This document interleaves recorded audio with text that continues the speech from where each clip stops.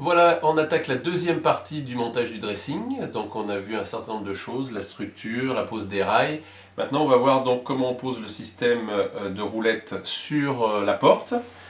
Alors, on voit les anciennes traces des roulettes qui avaient été posées. Là j'ai fait mon repérage, je sais qu'elles doivent être à 1,6 cm du bord. Et ensuite on glissera les roulettes dans les rails.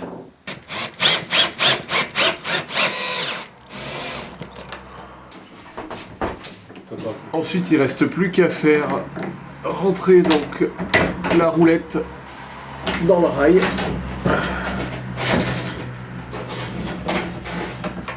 Puis la deuxième.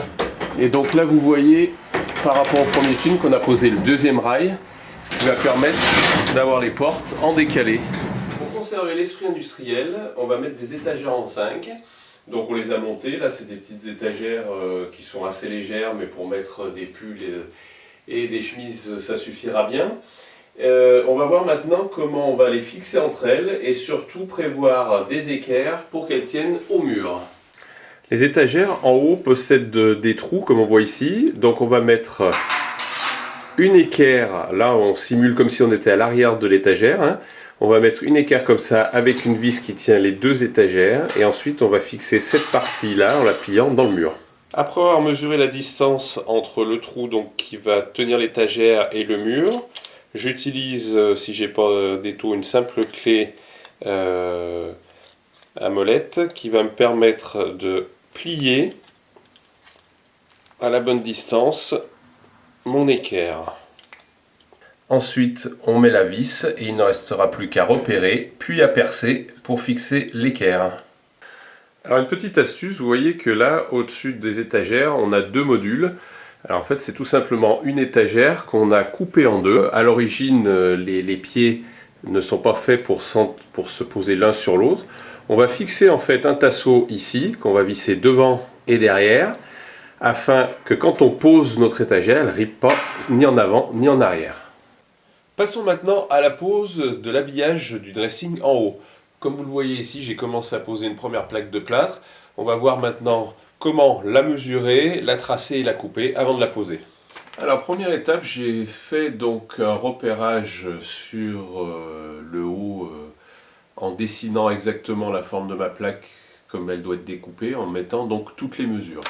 Si vous travaillez dans des espaces plutôt petits, mieux vaut travailler en 3 plaques et faire des joints que travailler avec une grande plaque que de toute façon vous aurez du mal à manipuler et à rentrer.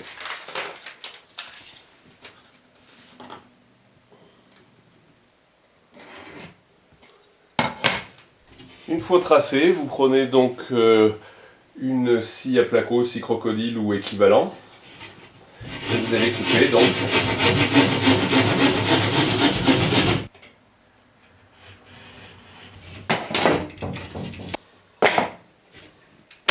Ensuite, on va présenter la plaque, voir si le repérage et le traçage sont bons.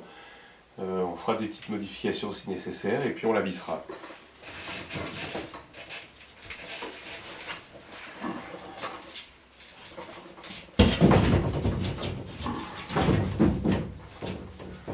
Alors là, par exemple, on voit que la poutre est tordue et que ma coupe n'est pas encore assez, je l'ai fait pourtant tordue, mais elle n'est pas encore assez tordue. Donc je vais devoir agrandir cet endroit avant de la poser. Si vous travaillez seul, prévoyez des cales pour que la plaque puisse reposer dessus, pour éviter que vous ne puissiez pas à la fois tenir et visser. Voilà l'habillage brut, donc ensuite on va faire la finition, les joints. Donc comme d'habitude, au propre, mélangeur.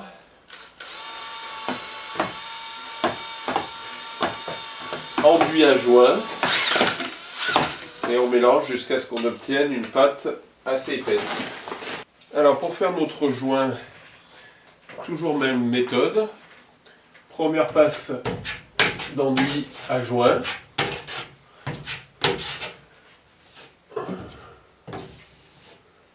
Je mesure la longueur de la bande à joint qu'il me faut.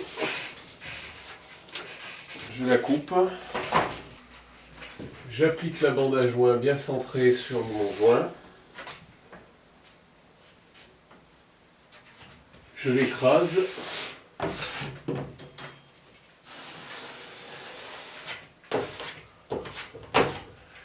La deuxième passe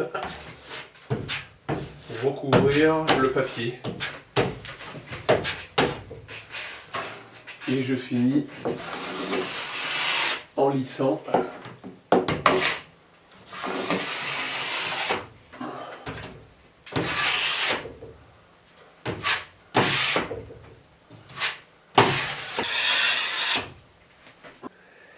Voilà, une fois donc vos joints finis, il faudra faire une deuxième passe et puis faire la finition que vous souhaitez.